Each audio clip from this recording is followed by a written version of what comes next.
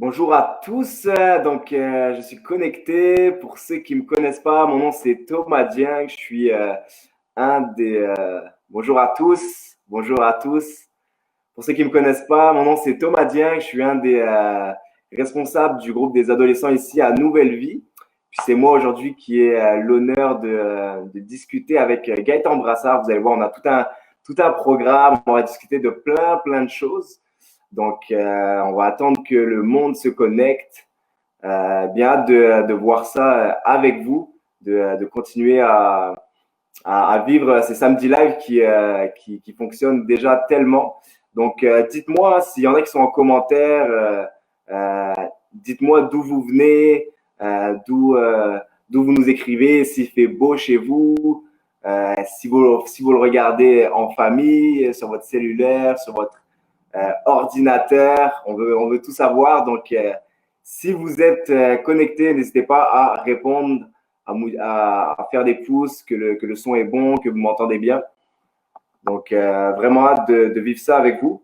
Ça va être tout un samedi qu'on va passer ensemble. Tellement content d'être là, puis de continuer avec tout ce programme. Il y a tellement de programmes qu'on offre durant la semaine avec les lundis, les mardis, les cafés matinaux, tout ça. Olivier, content de te voir aussi. Il y a des gens qui commencent à se connecter. Diane qui nous écrit de Montréal. Aujourd'hui, il fait même pas tellement beau, toutes les planètes sont alignées pour que tout le monde regarde le live. Donc, c'est la meilleure chose à faire en ville en ce moment, c'est de regarder le live sur Facebook. En plus, on va parler de sujets super intéressants. Good, le son est perfect, l'image aussi, c'est parfait.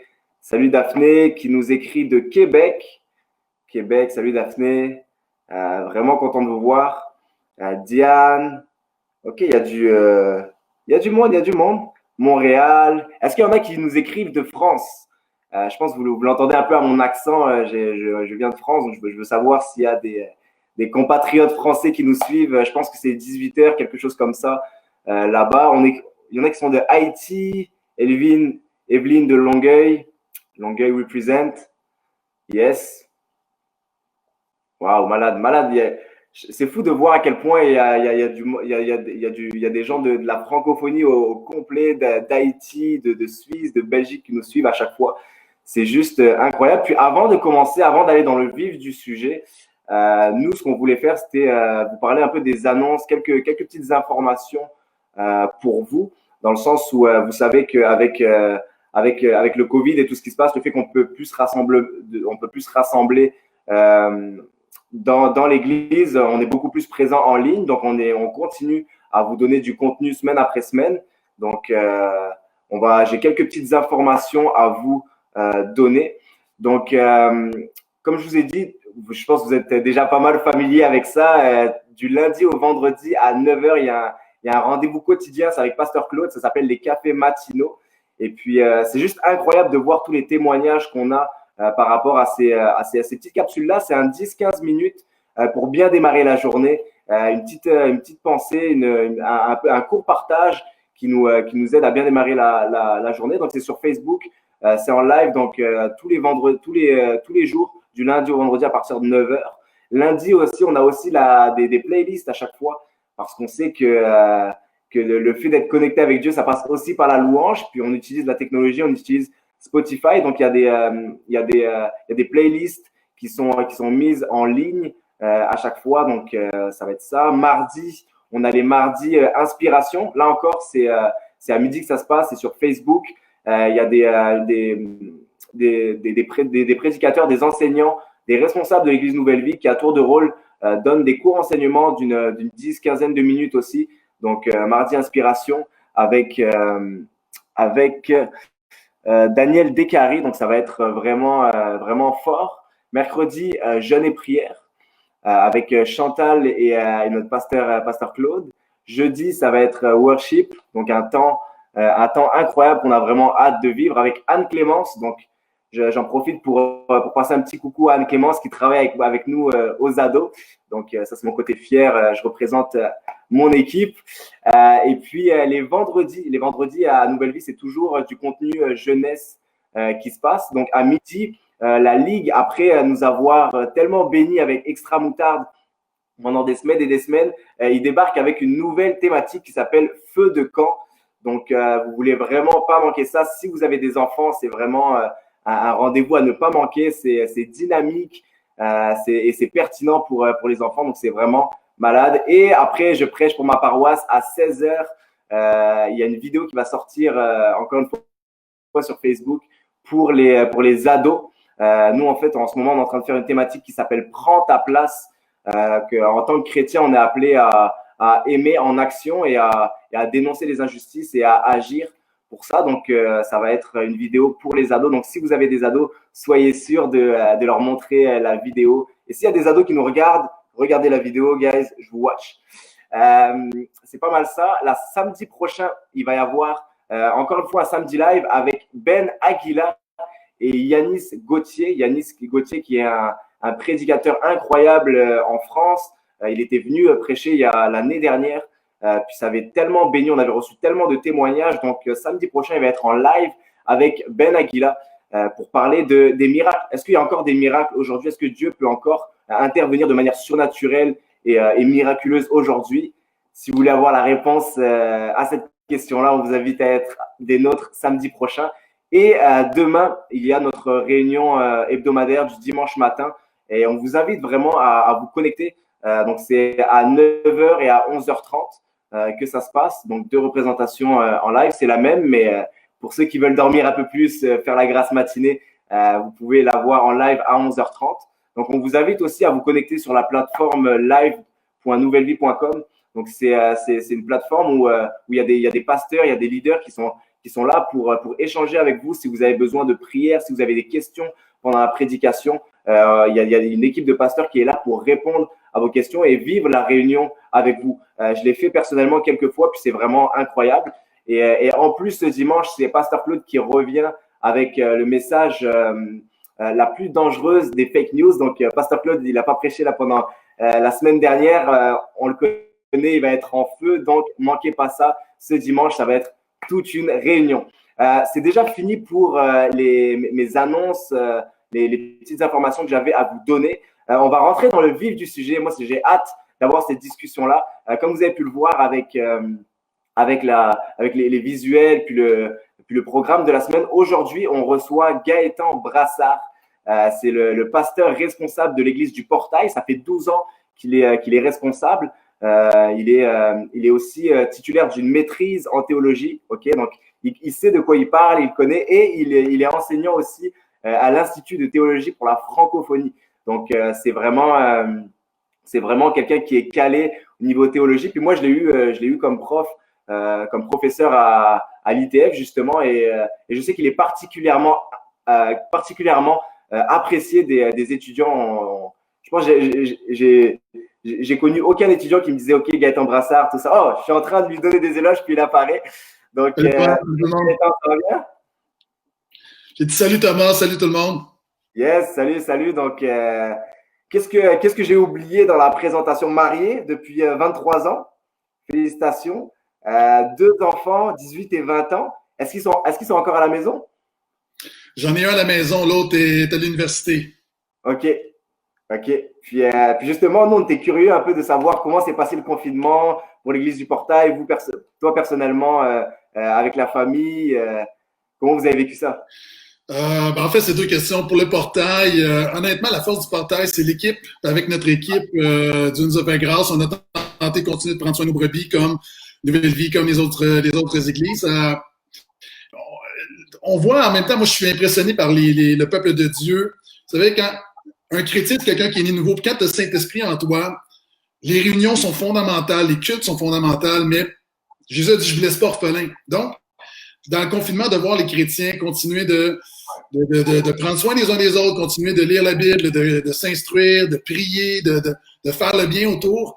J'ai trouvé ça vraiment encourageant en tant que pasteur. Souvent, évidemment, beaucoup est centré sur les dimanches matins, mais très fier du Portail et des autres églises de voir les frères et les sœurs qui persévèrent dans la foi. Puis au niveau personnel, c'est sûr, pour un pasteur, on n'a pas été appelé à prendre soin d'un troupeau virtuellement, donc c'est C'est pas, on le fait, mais c'est un temps exceptionnel, c'est pas l'idéal. Donc, c'est pas un temps facile, ni pour les chrétiens et pour les pasteurs. Et nous, à la maison, on a eu des rénovations, on a eu des dégâts d'eau. Donc, on a eu la totale. On a eu la totale, probablement parce que Dieu m'aime beaucoup, donc il veut me sanctifier beaucoup, donc il m'a beaucoup éprouvé. Donc, c'est un peu la situation jusqu'à maintenant. Ok, ok. Ah, c'est bon. C'est ça, c'est que souvent, on peut penser que le temps, le monde est sur arrêt, donc le pasteur est sur arrêt, il y a plus de réunions, donc c'est un peu plus relax, mais finalement, c'est l'inverse qui se passe avec tous les meetings Zoom, puis les imprévus comme les rénovations, tout ça. En fait, les pasteurs, contrairement à ce qu'on pense, les pasteurs, du moins la majorité des pasteurs que je connais, travaillent plus, ont plus travaillé en pandémie parce que tout dépend, il y a plus qui va dépendre du pasteur. L'adaptation, ça demande beaucoup d'énergie de s'adapter. Donc, de prêcher devant une salle vide, c'est plus difficile que de prêcher devant une salle pleine. Donc, c'est un peu bizarre parce qu'on est confiné, il y a moins d'activité à l'église, mais la pression est plus grande. Le stress est plus grand. Donc, je pense qu'il y a beaucoup de pasteurs qui sont fatigués à ce moment-ci. Mais en même temps, Dieu nous fait grâce, puis on va relever les défis qui se pointent devant nous. C'est clair. Puis d'un côté, c'est une opportunité aussi pour se réinventer. Puis c'est des choses qui vont nous servir quand les réunions normales, entre guillemets, vont revenir. C'est tout le côté en ligne qu'on a développé, l'intelligence, puis l'autonomie de télétravail, tout ça, ça va être des acquis qui vont être utiles pour le futur. Donc c'est super. Puis c'est ça, aujourd'hui, on est là pour parler d'une thématique qui te tient particulièrement à cœur. Le titre un peu de ce samedi live, c'est Tout a toujours rapport avec Jésus. Puis d'ailleurs, on va profiter réellement du fait qu'on est en live en ce moment pour poser vos questions. Souvent, lorsqu'il y a des prédications, il y a des centaines de personnes dans la salle. Malheureusement, c'est pas possible. Le pasteur essaye d'anticiper les questions dans sa préparation, mais si tout le monde lève la main pour poser des questions, on va plus en finir. Aujourd'hui, grâce à la technologie, grâce à toutes sortes d'applications, on a ce privilège-là de pouvoir avoir une conversation. Donc, c'est votre opportunité. Manquez-la pas. Si vous avez des questions, s'il y a des choses que vous ne comprenez pas, des doutes, n'hésitez pas à le mettre en commentaire. Nous, on va essayer d'être réactifs là-dessus. Donc, si vous avez des questions que vous voulez poser, des besoins, des fois peut-être même juste d'éclaircissement, allez-y, on est en live, on est là pour ça, donc profitez-en. Puis aujourd'hui, on parle de Tout a toujours rapport avec Jésus, une expression qui t'est chère. Il me semble même avoir entendu que tu l'avais fait graver sur ta Bible, si c'est pas juste une rumeur. Donc, Tatrage, exactement. Donc là, on est en plein dans le thème. Mais avant d'aller un peu plus loin, on pensait, lorsqu'on discutait un peu, on se préparait pour cette discussion-là, on pensait que c'était important de définir cette expression-là. Parce que lorsqu'on n'est pas initié, moi, la première fois que j'ai entendu, vraiment la première fois que j'ai vu Tatrage, je me disais, OK, qu'est-ce que c'est? Mais même lorsqu'on dit, OK, tout a toujours rapport avec Jésus, moi, la question que j'aimerais te poser en commençant, c'est qu'est-ce que cette expression veut dire? Puis pourquoi c'est si important pour toi? Mais enfin, en tant que chrétien, si on n'est pas centré sur Jésus, ce qu'on vit, c'est pas la vie chrétienne, c'est pas le christianisme.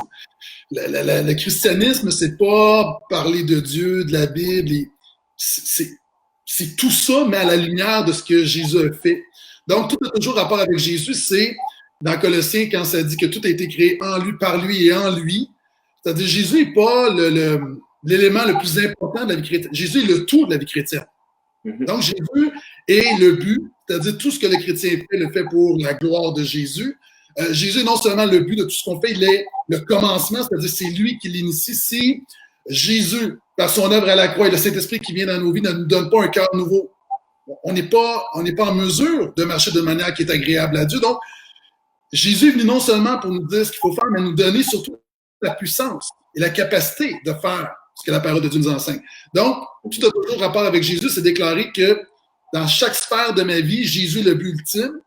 Jésus est le commencement de tout dans ma vie, que ce soit de mes finances, de ma sexualité, que ce soit de mes loisirs, de ma foi, de mon travail, ma famille, mon couple. Jésus est le commencement. Je commence avec Jésus, je commence pas par moi-même et j'ajoute Jésus, il est le fondement. Paul va dire, il n'y a aucun autre fondement qui peut naître que Jésus. Donc, Jésus est le commencement, il est la fin, il est le chemin. C'est-à-dire, on va reparler de la grâce de Dieu, on voit souvent la grâce de Dieu comme Dieu nous fait grâce dans notre salut, puis après ça, Dieu nous dit débrouille-toi. La grâce de Dieu, c'est Dieu qui nous porte par le Saint-Esprit. Donc, c'est de réaliser que sans Jésus, on ne peut rien faire. Jésus va dire dans Jean 15, sans moi, vous ne pouvez rien faire. Donc, tout a toujours rapport avec Jésus. Si je résume, c'est que chaque sphère de ma vie est fondée sur Jésus, a pour but de glorifier Jésus, et je fais chaque chose avec la force de Jésus. Ouais. Puis tu parles, c'est excellent, tu parles des fondations, que c'est important de Jésus, c'est la fondation. Moi, je pense, et puis ce serait pertinent, je sais qu'il y a beaucoup de personnes qui nous regardent, des gens qui peut-être même sont même pas chrétiennes, se sont fait juste inviter par des amis, tout ça, puis qui sont même pas au courant vraiment de qu'est-ce que c'est l'évangile. Quand on parle de fondation, qu'est-ce qu'on parle? Puis je pense que ce serait intéressant que tu puisses nous expliquer tout simplement qu'est-ce que c'est l'évangile? Qu'est-ce que c'est l'évangile? Je me rends compte que, puis là, je ne vais offenser personne, mais que les chrétiens même ne connaissent pas l'Évangile. Et une des erreurs qu'on fait, c'est qu'on pense que l'Évangile, c'est pour les nouveaux et que les chrétiens ont compris l'Évangile. En fait, il m'arrive régulièrement de poser la question à des gens autour de moi, mais c'est quoi l'Évangile? Puis l'Évangile, dans nos églises et pour plusieurs chrétiens, c'est devenu une sorte de message chrétien flou. Donc, Jésus est mort à la croix pour me pardonner mes péchés, puis je vais au ciel. L'évangile, c'est littéralement, c'est la bonne nouvelle. Et Jésus est une bonne nouvelle. Puis c'est quoi l'évangile? L'évangile, ça prend à peu près 1 minute à expliquer l'évangile. L'évangile, c'est que Dieu est glorieux, Dieu se suffit à lui-même, Dieu n'avait pas besoin de nous. En Dieu, le Père, le Fils et le Saint-Esprit, dans une parfaite unité relationnelle de toute éternité, Dieu prend plaisir en lui-même, mais Dieu est tellement bon, tellement gracieux qu'il a décidé de créer l'univers et de créer l'être humain pour être en relation avec lui. Et l'être humain s'est révolté contre Dieu. En fait, pour comprendre la bonne nouvelle, il faut comprendre la mauvaise nouvelle, c'est que l'être humain, sans Dieu, par nature, nous sommes totalement corrompus. Ça ne veut pas dire qu'on est incapable de faire le bien, ça veut dire que tout ce qu'on fait est souillé par le péché, nous étions morts. Donc, on n'est pas des bonnes personnes que Dieu est venu pour améliorer. Nous sommes par nature des rebelles, morts dans nos péchés. Mais Dieu est tellement plein d'amour qu'il a envoyé son Fils. Puis Jésus n'est pas seulement un homme, il est pleinement Dieu, pleinement homme. Pourquoi?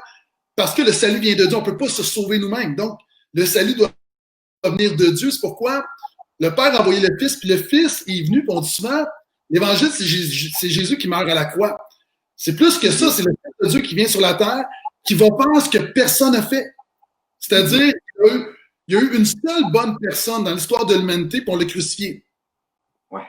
C'est Jésus. La seule bonne personne de l'histoire de l'humanité, c'est Jésus. Jésus a parfaitement accompli la loi, parfaitement accompli la parole de Dieu. Jésus n'a jamais fait le mal. Jésus est le seul être humain qui a marché sur cette terre, qui a totalement été agréable à Dieu. Puis c'est important, parce que lorsqu'il est mort à la croix pour nous, pourquoi est-ce que sa croix compte? Pourquoi est-ce que sa mort compte? Si je meurs pour mon propre péché, je suis comme quelqu'un qui est endetté, qui ne peut pas payer sa dette. Mais pourquoi la croix de Christ compte? Parce que justement, il a un capital, c'est-à-dire sa vie de parfaite obéissance fait qu'il est juste et il meurt pour des injustes. Et à la croix, il y a un transfert où le pécheur qui se confie en Jésus reçoit la justice de Dieu, c'est-à-dire Dieu nous voit comme si nous étions Jésus. Thomas, toi et moi, présentement, Dieu ne voit pas des enfants de Dieu qui font leur possible. Il voit Jésus. Nous sommes couverts par Jésus. OK? Et Jésus est mort à la croix. La croix compte. Et il est ressuscité. Pourquoi? Parce que justement, le pouvoir de la mort, c'est le péché. Puis Jésus est sans péché. Donc, la Bible dit que la mort n'a pu le garder. C'est pas tout. Tu vois, le Fils de Dieu, l'incarnation, sa vie de parfaite obéissance, ça amène la croix. La croix amène la résurrection. Et non, c'est pas tout. Il est monté vers le Père. Il intercède pour nous. Et il revient. Il a envoyé son esprit. Et un jour, il vient établir toutes choses nouvelles. C'est ça, l'Évangile. Donc, souvent, on en fait des résumés, puis je comprends. Mais tu ne peux pas comprendre l'Évangile qui est une bonne nouvelle. L'Évangile, c'est pas simplement de parler de Jésus, de parler des principes bibliques. C'est la bonne nouvelle de la grâce de Jésus. C'est la bonne nouvelle de la personne et de l'œuvre de Jésus. Et moi, j'avais une question qui me trottait dans la tête parce que c'est tellement important pour vous, puis pour le portail, tout a toujours rapport avec Jésus, la christocentricité. Moi, je me posais la question, si toi, dans ta vie chrétienne personnelle, tu avais toujours eu cette compréhension-là de la Bible, mais aussi de la vie chrétienne en général, parce que quelque part, être christocentrique, c'est pas juste une manière d'interpréter la Bible, c'est un mode de vie finalement. Donc, je voulais savoir si toi, ça avait toujours été comme ça ou s'il y avait eu un déclic à un moment donné. En fait, il y a eu un déclic, puis c'est un peu le drame. C'est que j'ai été pendant des années un chrétien, un pasteur, je prêchais l'Évangile sans totalement saisir toutes les implications de l'Évangile, la bonne nouvelle, la grâce de Jésus. Donc, j'étais centré sur des règles morales, j'étais sur de la spiritualité, sur l'expérience. Et à un moment donné, il y a eu un déclic dans ma vie, puis c'est comme une nouvelle naissance, c'est pas une nouvelle naissance, mais presque, où tout à coup, le voile s'est enlevé et je comprenais une portion, évidemment, de la bonne nouvelle de Jésus, mais là, boum! Et ça a complètement révolutionné ma vie. De comprendre que... Est-ce qu'on m'entend bien encore? Ouais, on entend, on entend. Donc, de comprendre que la grâce de Dieu est non seulement dans mon salut, mais elle est à chaque moment de ma vie chrétienne. De comprendre que, encore une fois, le but de la vie chrétienne, c'est pas un code moral, c'est pas de la moralité, c'est Dieu qui me donne un cœur nouveau pour faire ce qui vivre, avoir un style de vie qui lui plaît, d'accomplir, de marcher dans la parole de Dieu. Puis c'est vraiment, puis moi, je l'ai compris aussi un peu plus tard. Je l'ai pas compris directement au début de ma vie chrétienne. Mais moi, une des choses qui m'a vraiment aidé, c'est que pendant longtemps, pour moi, l'évangile, je comprenais que Jésus, lorsqu'il est mort à la croix, il est mort à la croix pour mes péchés. Ça, je le comprenais. Je comprenais que Jésus avait pris ma punition à ma place. Mais c'est qu'il y a une deuxième partie, c'est que c'est un échange. C'est que non seulement, puis ça, c'est l'échange le plus scandaleux de tous les temps, c'est que non seulement il a pris sur lui la culpabilité de mes péchés, mais alors que je me suis repenti, que j'ai mis ma foi en lui, j'ai placé ma confiance en Jésus, il a non seulement pris la culpabilité de mes péchés, mais il a mis sur moi les mérites de sa vie parfaite. Et en fait, ça, lorsqu'on comprend ça, c'est que ça façonne toute notre vie et toute notre manière de dealer avec Dieu. C'est que lorsque tu pries, lorsque tu t'approches de Dieu, tu te bases plus en fait sur ta propre vie, sur tes performances. À chaque fois, tu viens en fait dans le nom de Jésus. Puis souvent, c'est quelque chose qu'on sait, qu'on connaît. C'est dans le nom de Jésus que j'ai prié, mais souvent, on ne sait pas vraiment ce que ça veut dire. Ça veut vraiment dire si je te demande quelque chose en ce moment, si Seigneur, je te demande une faveur dans ma vie, je ne te la demande pas basée sur ma performance à moi, sur mes mérites, mais sur tes mérites à toi. Puis ça a tout changé pour moi en tout cas. Tu as tout à fait raison. Lorsqu'on dit dans le nom de Jésus, souvent on en fait comme une sorte de formulation magique. Je viens au nom de Jésus et le ciel s'ouvre. En fait, je viens non pas sur mes mérites, mais sur les mérites de Christ. Je m'approche de Dieu et je demande à Dieu, non pas parce que j'ai obéi, ou parce que je suis un bon chrétien, ou parce que je le mérite, ou parce que je vais attirer la faveur de Dieu, ou parce que j'ai l'onction, mais parce que Jésus a tout accompli. Et c'est l'identité en Jésus.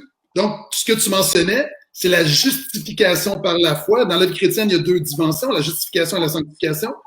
Et lorsqu'on met notre foi en Jésus, si quelqu'un écoute, par exemple, Louisiane, ne connaît rien de Dieu, et tout à coup se confie en Jésus, à l'instant même, Dieu le déclare juste. De pécheur, rebelle, hostile à Dieu, Dieu le déclare juste.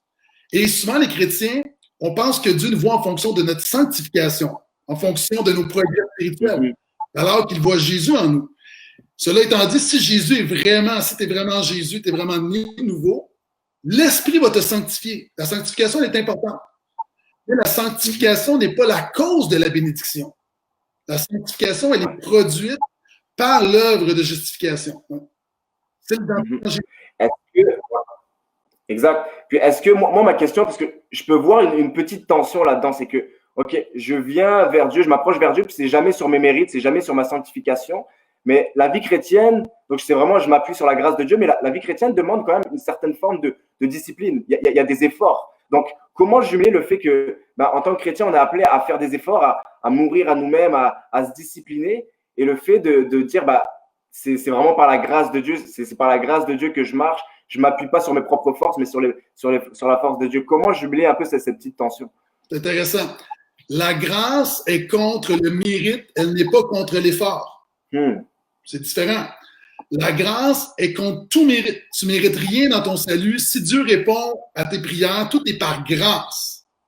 Et le chrétien qui a la difficulté avec ce discours, c'est que quelque part, il y a un petit pharisien à l'intérieur de nous qui veut s'attribuer une part de mérite dans ce que Dieu nous donne. Non, mon ami, tu ne mérites rien.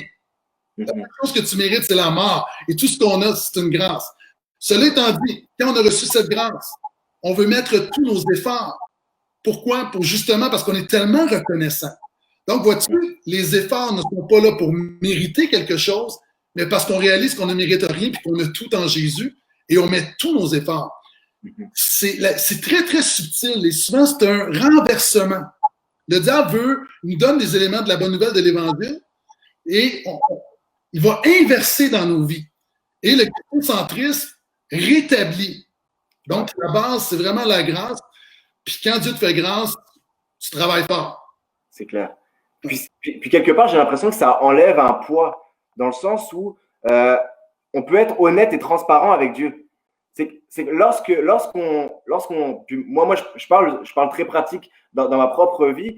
Moi, j'ai grandi surtout au début de ma vie chrétienne, et même là encore, ça m'arrive parce qu'on a toujours un petit côté religieux en nous, mais c'est que souvent, moi, quand j'avais entre guillemets, des bons moments avec Dieu ou des bonnes semaines où je lisais ma Bible à tous les jours, je priais, j'évangélisais, c'est comme si je venais devant Dieu, puis j'étais à l'aise, j'étais rempli d'assurance, et puis limite, je pouvais prier un peu avec ce côté-là de Dieu, il a vu ma fidélité dans mes temps de prière, il a vu la fidélité dans la lecture de la Bible, dans ma pureté, il a vu ça.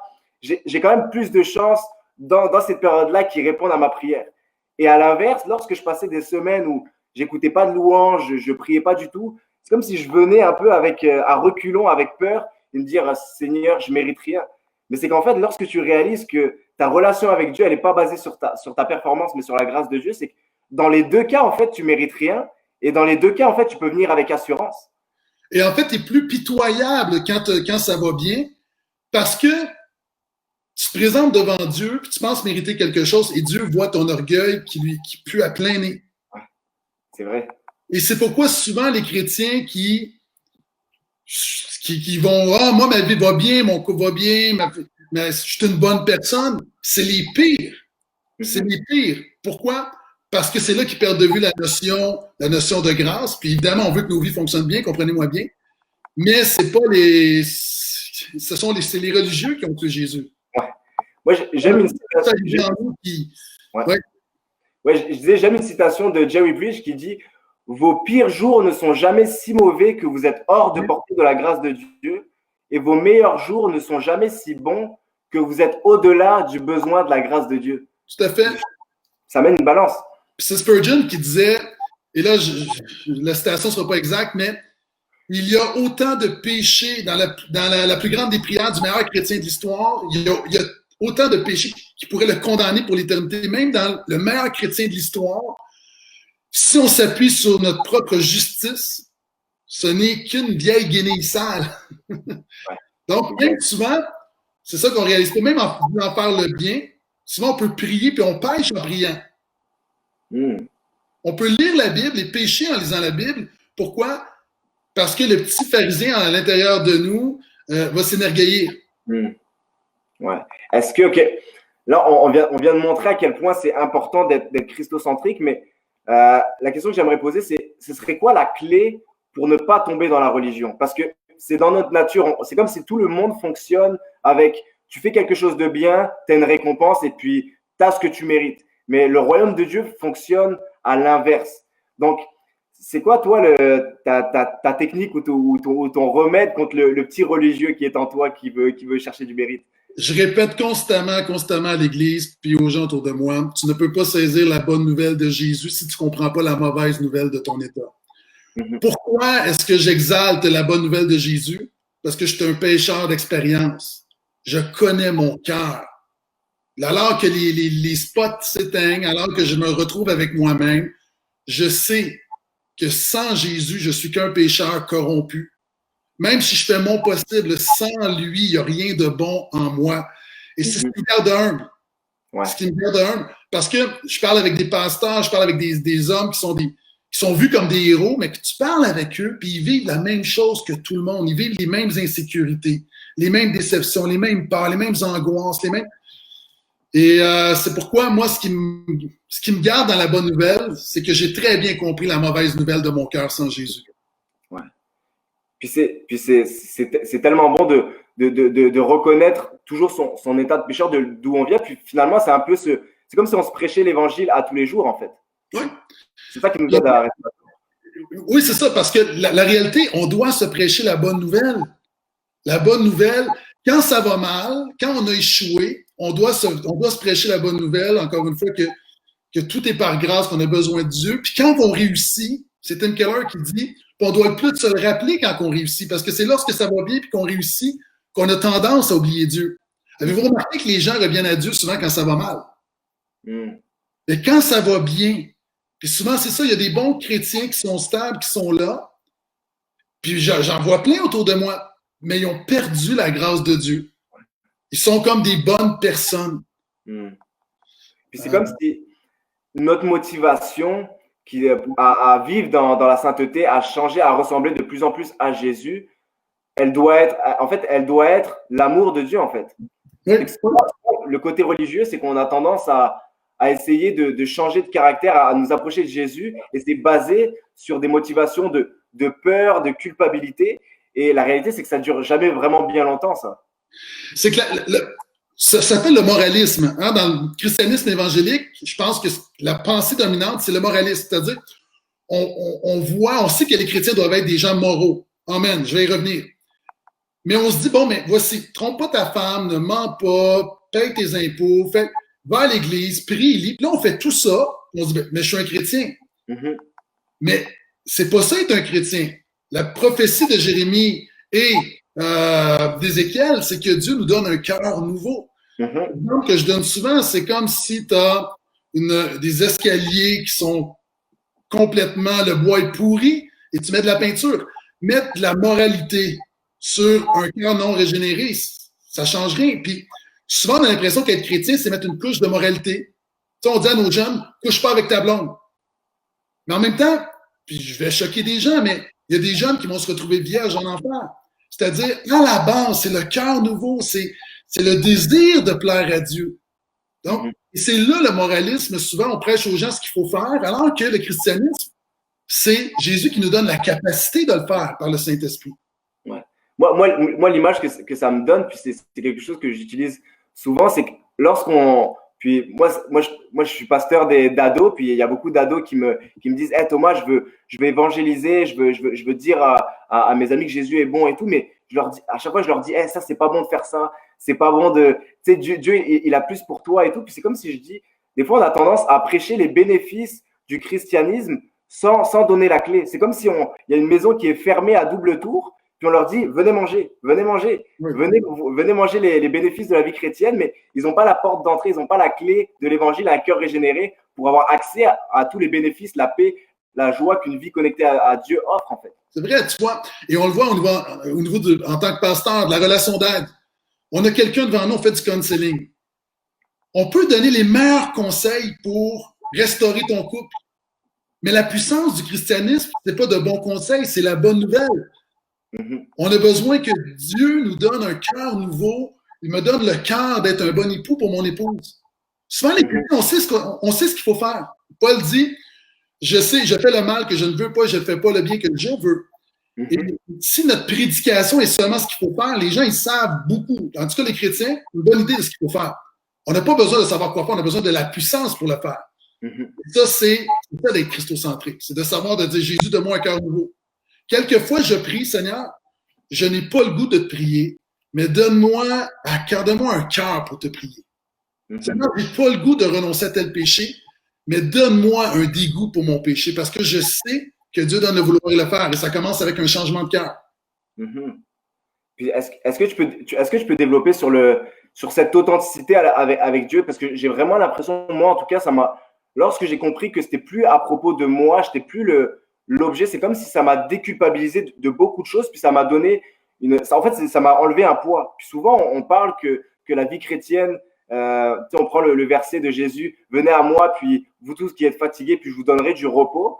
Mais on le prêche, puis on le lit, mais on a l'impression qu'on ne le vit pas. C'est comme on a l'impression que la vie chrétienne est censée nous faire nous reposer, c'est censé être léger, mais j'ai l'impression que c'est un fardeau, j'ai l'impression que c'est un poids. Est-ce que tu peux développer un peu plus là-dessus?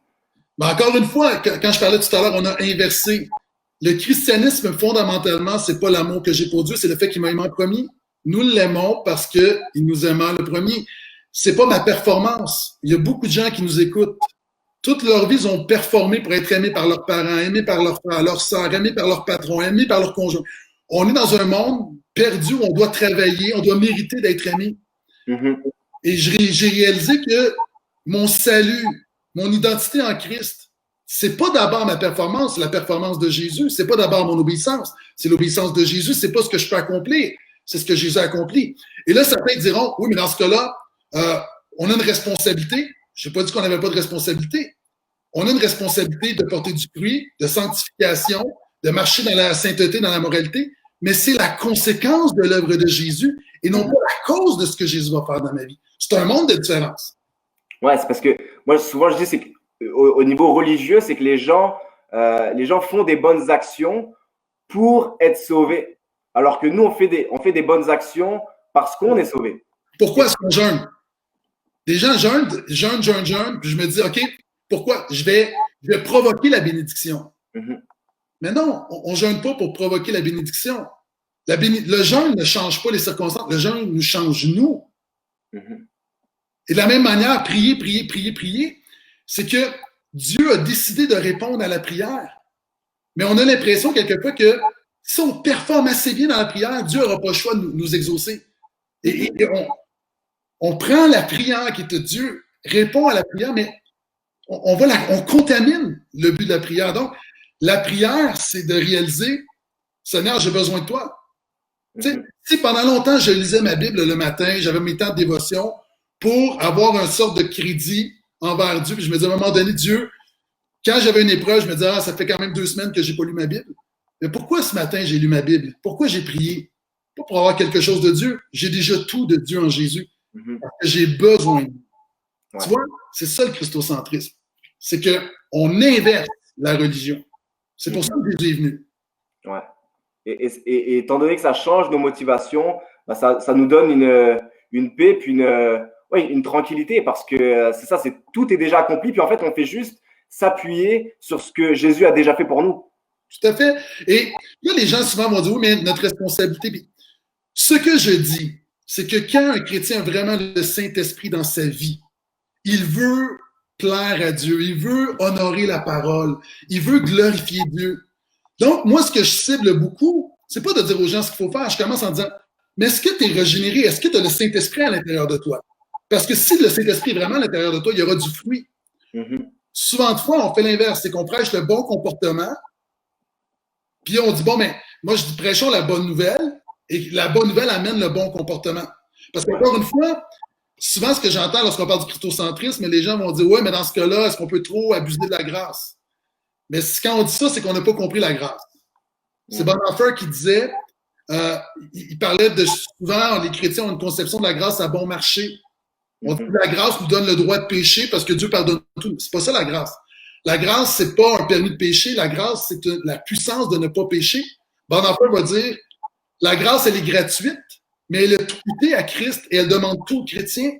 Celui qui a vraiment reçu la grâce de Dieu veut renoncer à lui-même. Donc, cette dichotomie entre la grâce et c'est que la grâce et la moralité, on ne l'a pas compris. On ne l'a pas compris. Il est possible d'être moral sans avoir la grâce de Dieu, mais il est impossible d'avoir reçu la grâce de Dieu sans marcher dans la sainteté et la moralité. On est sauvé par la foi seule, mais la foi qui sauve ne vient jamais seule.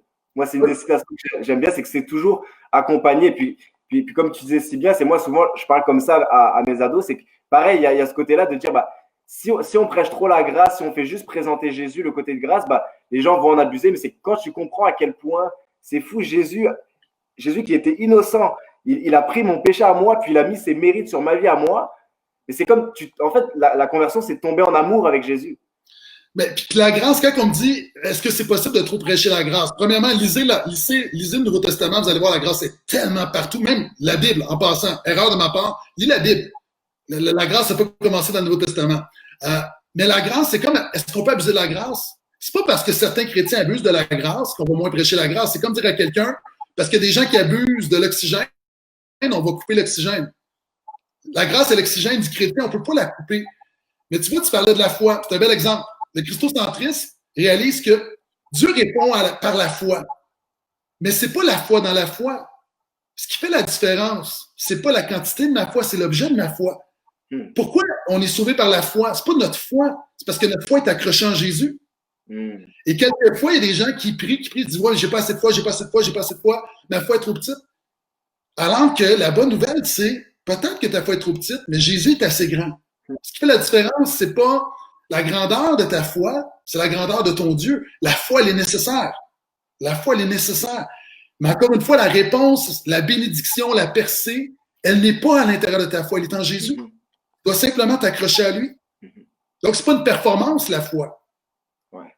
Ah, ça, c'est encore une fois, c'est enlever le focus de nous-mêmes, puis mettre le focus sur Dieu. Christocentriste, elle a dit centré sur Jésus, pas centré sur nous. Quand on lit la Bible, on est anthropocentrique, c'est-à-dire on regarde, bon, mais c'est quoi la bénédiction pour ma vie, moi? Puis évidemment, on est béni en Jésus. Mais qu'est-ce que ça dit sur Jésus? Puis souvent, on a l'impression que la vie chrétienne, c'est les 7 clés pour être heureux, pour être épanoui, c'est nous, nous, nous, nous. Tu sais, il y a des gens, j'ai offensé des gens parce que j'ai dit, ton salut commence pas avec toi. Ça commence avec la gloire de Dieu. Le but de l'humanité, c'est de glorifier Dieu, de prendre plaisir en lui. Les gens sont choqués parce qu'ils voudraient que ça commence autour de nous. Les gens aimeraient penser que Dieu au ciel s'ennuyait, puis nous a créés, puis là, il nous regarde, puis on est tellement des belles petites créatures, puis Dieu ne nous doit rien. Il ne nous doit rien. Mais c'est toujours nous, nous, nous, nous, nous. Et il y a quelques années, bon, toi qui travailles avec les ados, il y a quelques années, les sociologues ont fait une étude avec les évangéliques pour voir c'était quoi leur croyance.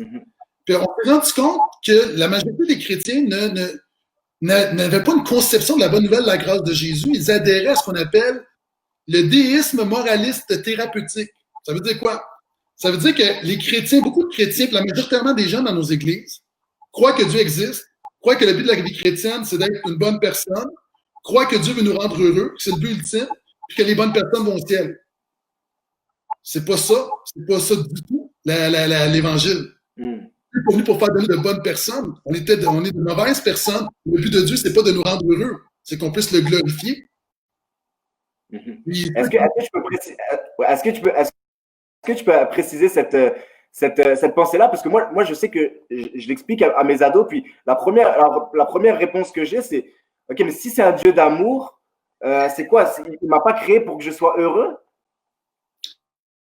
Ça veut pas dire, non, ça veut pas dire que Dieu ne t'a pas créé pour que tu sois heureux, c'est que c'est pas le but premier. Pourquoi? On est heureux comment? Heureux celui qui prend plaisir dans la loi de l'Éternel. C'est que nous avons été créés pour Dieu. Et lorsqu'on dit que Dieu, son but, c'est que je sois heureux, on peut penser qu'on peut vivre notre vie où ce que Dieu est en périphérie, puis Dieu nous rend heureux, puis finalement, on va à l'église le dimanche, puis Dieu nous rend... Notre bonheur est en Dieu. Dieu ne nous a pas créés d'abord pour être heureux, il nous a d'abord créés pour être en lui. Et c'est lorsque nous sommes en lui que nous sommes heureux. Donc, notre bonheur est une conséquence de notre relation, de notre communion avec Dieu. C'est John Piper qui dit que Dieu est le plus glorifié en nous quand on prend le plus plaisir en Dieu. Donc, le but ultime, c'est pas que Dieu prenne plaisir en moi et me rende heureux, c'est que Dieu veut m'apprendre à prendre plaisir en lui. Parce que dans la vie chrétienne, la Bible, il y a des persécutions, il y a des gens qui nous écoutent, qui ont le cancer, il y a des deuils, il y a des tragédies, il y a des tensions sociales, il se passe plein de choses. Puis si on est honnête, la vie n'est pas un lit de rose. La vie n'est pas toujours facile. Mais pourquoi le chrétien peut trouver son bonheur? Parce que son bonheur n'est pas dans les circonstances. Son bonheur est en Dieu. Tu vois, encore une fois, on est toujours dans les subtilités. C'est là qu'il y a un renversement ou une inversion au niveau des concepts. OK. Fait que ça commence Ouais. J'ai une question de Maya qui dit ça veut dire quoi concrètement prendre plaisir en Dieu? C'est quelque chose qu'on entend beaucoup, puis c'est quelque chose qui peut être abstrait pour plusieurs. Qu'est-ce que ça veut dire concrètement prendre plaisir en Dieu? Ça veut dire que si tu perds ta job, Jésus est suffisant.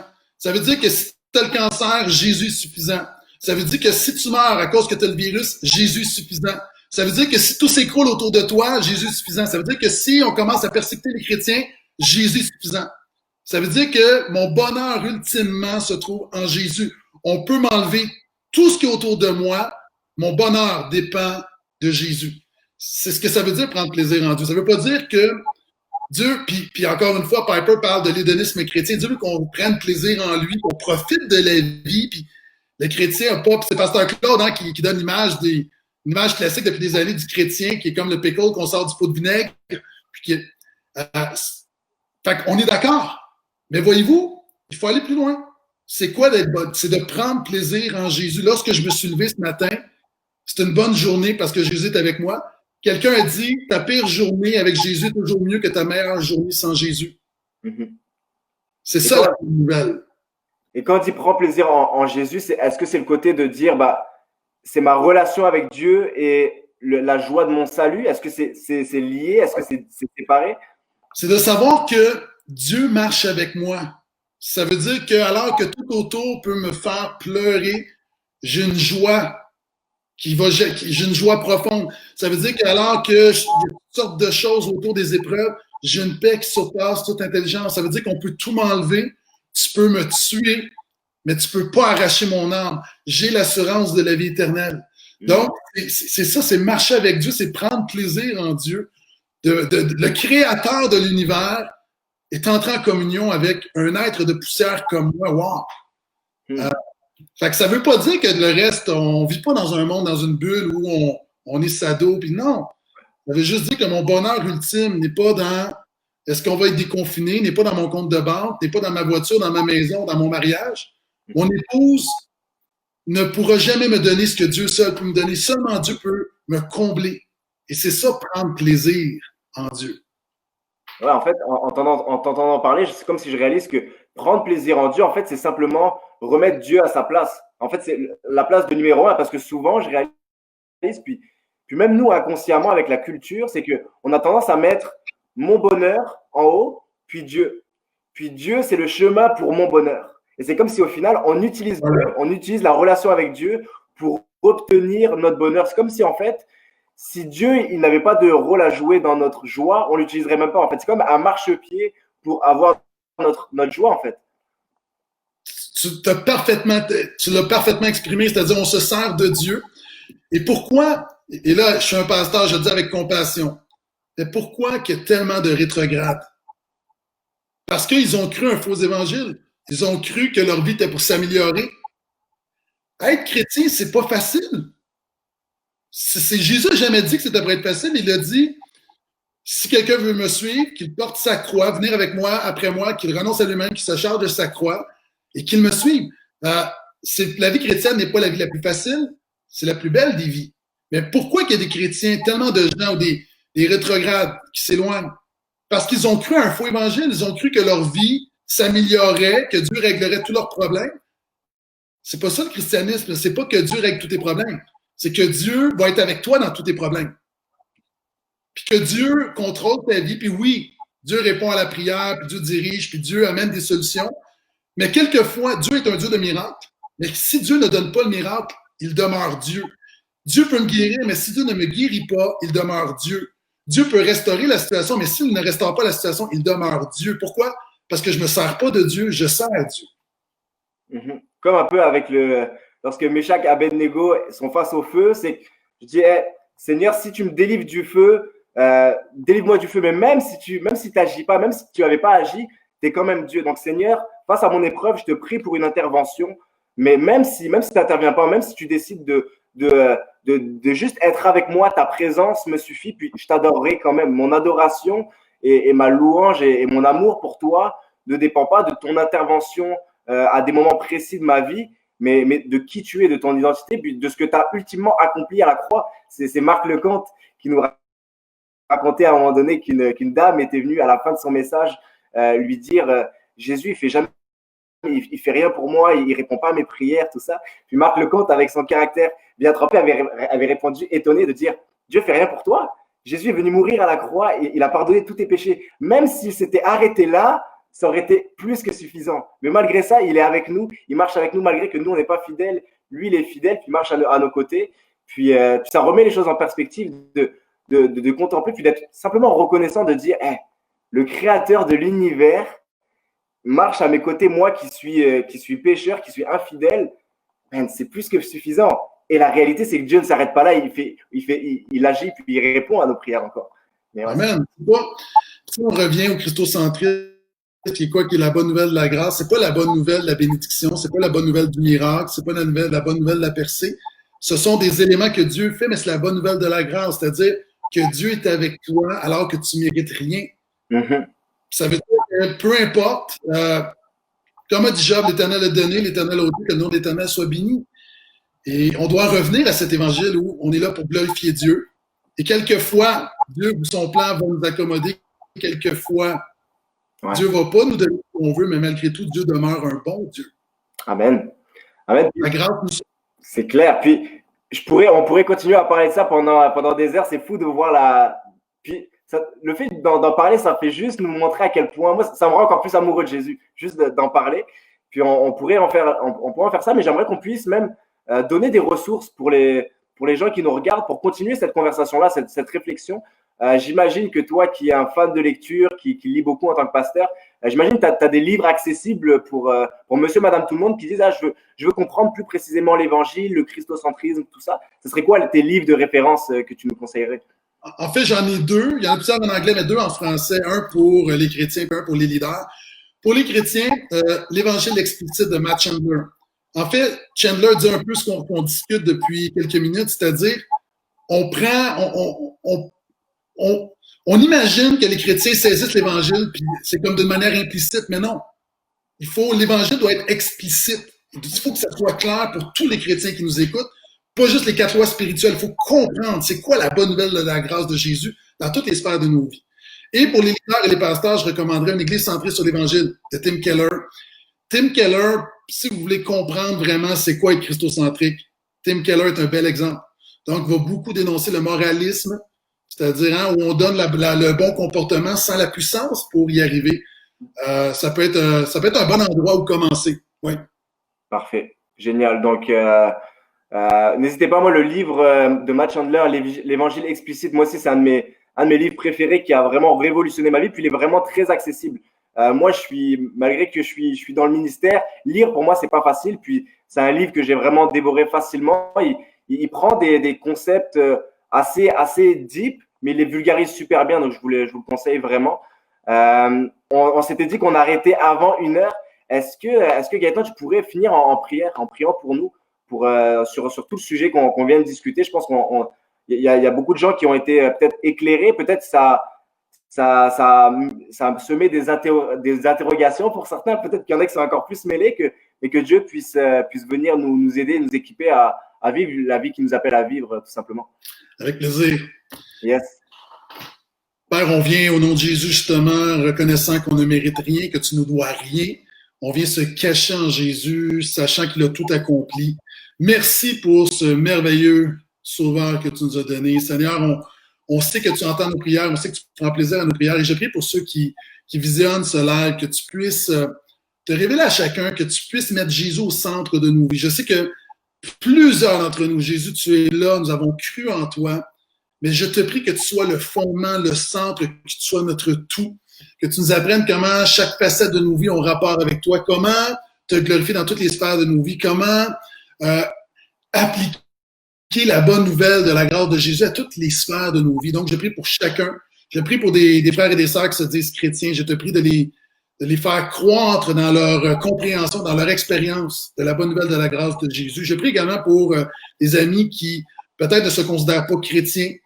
Seigneur, je te prie que par le Saint-Esprit, que tu leur donnes un diagnostic sur leur cœur, sur leur état, que tu leur fasses réaliser combien, sans toi, par nature, comme chacun d'entre nous, par nature, nous sommes séparés de toi, nous sommes morts spirituellement, nous sommes loin de toi. Et je te prie que tu leur donnes un cœur nouveau, que tu puisses les amener à se confier en ce Jésus, ce grand sauveur et Seigneur. Et pour chacun d'entre nous, alors que nous marchons, alors que la vie n'est pas facile, alors que des frères et des sœurs sont malades, épuisés, certains sont en faillite, difficultés financières, problèmes de couple. Seigneur, nous croyons la parole qui dit que ta grâce nous suffit. Donc, nous prions, je prie pour que ta grâce se manifeste concrètement dans la vie de chaque personne, que tu puisses glorifier Jésus dans le besoin, dans les besoins de chaque personne. Bénis Thomas, bénis l'Église Nouvelle Vie, que tu puisses continuer ton œuvre. Je suis reconnaissant pour Pasteur Claude et toute l'équipe. Donc, à toi la gloire dans le beau nom de Jésus. Amen. Amen. Yes, merci beaucoup Gaëtan, c'était super de discuter de ça avec toi. Puis je vois dans les commentaires qu'il y en a beaucoup qui ont été bénis, donc vraiment un grand merci. Pour tous ceux qui nous suivent, on vous rappelle que demain il y a une réunion, il y a la réunion à 9h et à 11h30. Pasteur Claude est de retour, donc il va être en feu, ne ratez pas ça. Vivez-le en famille, puis Puis à bientôt. Bye bye. Merci encore Gaëtan d'avoir été là. Puis on vous souhaite un bon samedi après-midi à tous. Bye bye.